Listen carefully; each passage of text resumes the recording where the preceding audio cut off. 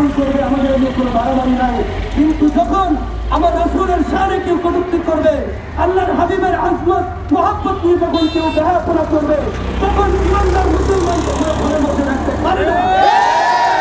এবং আল্লাহর হাবিব বলেছেন আখির জামানায় গাজওয়াতুল হিন্দের যেই যুদ্ধ হবে, আমরা বুঝতে পারছি গাজওয়াতুল হিন্দের সূচনা হয়ে গেছে। মুসলমান এখন আর ঘরে বসে থাকার সময় নয়। খালিদ বিন ওয়ালিদের মতো জেগে ওঠো, তোমরা মোহাম্মদ বিন ফাতিহের মতো জেগে ওঠো, সালাউদ্দিন আইয়ুবীর মতো জেগে ওঠো। শাহজালালের তলোয়ার আরেকবার গর্জে উঠতে হবে। বাংলার মায়েরা, বাংলার বাবারা তাদের সন্তানকে দিন ইসলামের জন্য, সুন্নিয়তের জন্য, আল্লাহ রাসূলের জন্য, দেশ ও মানবতার জন্য কুরবান করতে প্রস্তুত আছে। গত 24শে জুলাই তার প্রমাণ কথা বলেন ঠিক না?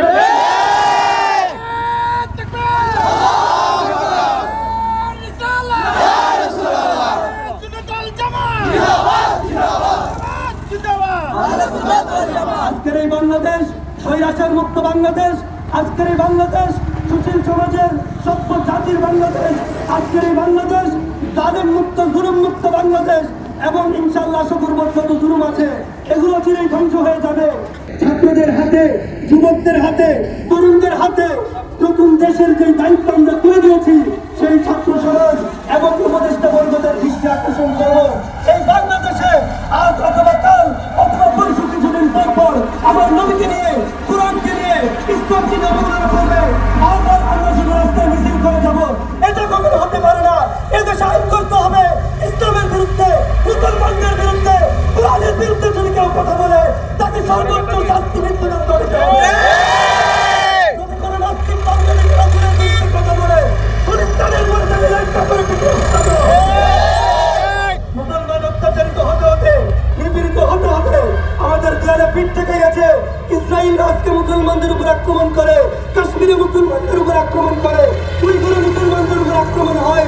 আজকে মুম্বাইয়ে লক্ষ লক্ষ মুসলমান মার্চ পাস্ট করে, লং মার্চ করে আমাদেরকে বুঝিয়ে দিয়েছে মুসলমানদের ইমানি চোখরা এখনো জাগ্রত আছে। মুসলমানদের ঘুমন্ত সিংহ একবার থেকে গেলে নাস্তিকদের পালনের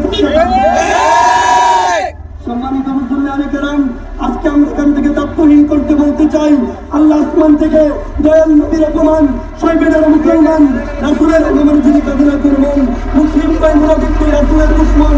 আজকের এই স্লোগান যারা আমরা এই হাতিপুর মেন রোড থেকে দিচ্ছি, ইসলাম থেকে দিচ্ছি, আশা আজম থেকে আমরা এই স্লোগান দেখতেছে, আমাদের স্লোগান শুনতেছে, আমরা বিচার দিতেছি, আল্লাহ রাসূলকে সাক্ষী রেখে বলতেছি, ইয়া রাসূলুল্লাহ এবং আল্লাহ আপনার দরবারে আজি জানেন আমরা ওয়াদা করতেছি, যদি গাজওয়াতুল হিন্দ আমাদের জানালে যদি আমরা পাই, হযরত ঈসা আলাইহিস সালামকে যদি পাই, ইমাম মাহদী আলাইহিস সালামকে যদি পাই, আমরা লক্ষ লক্ষ যুবক তরুণ, এদেশের হাজার হাজার মানুষ, লক্ষ লক্ষ মানুষ ইসলামের জন্য নিজের জীবন দিতে রাজি আছে।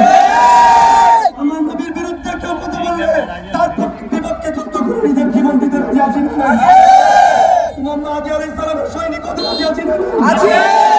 লক্ষ লক্ষ মা বাবা, লক্ষ লক্ষ মা বাবা নিজের সন্তানকে শাহাদাতের শিরোপান করার জন্য প্রস্তুত আছে ইনশাআল্লাহ। আমাদের উপস্থিতি কবুল করুক এবং আজকের এই আন্দোলন সফল হোক। গোটা বিশ্ব মানব জাতি আজকে দেখুক উগ্রতা এবং বেয়াদব এবং যারা রাসূলের কটূক্তি করে তাদের বিরুদ্ধে আমরা রুখে দাঁড়িয়েছি। অচিরে যেন এর একটা ফায়সালা হয়, আমরা এই সর্বোচ্চ শাস্তি কামনা করি। এটা যেন পাই এবং মিলাদুন্নবীকে আক্রমণ করেছে, আল্লাহর ওলিদের মুজাহিদ আক্রমণ করে, আমরা তাদের বিরুদ্ধে এখান থেকে আমরা আওয়াজ তুলতে চাই এবং সন্তানি মুক্ত মাজার চাই এবং মুদ্রানি মুক্ত মাজার চাই। কথা বলেন ঠিক না? মাজারের চেষ্টাতে চাই না, মাজার গান বাজনা চাই না, নারী পুরুষের অবাধ মেলামেশা চাই না, মাদকাসক্তি মাদক পরিবেশ চাই না এবং মাজারের মধ্যে কোনো গুন্ডামি, কোনো মারামারি মাজারের ব্যবসা চাই না। কথা বলেন ঠিক না?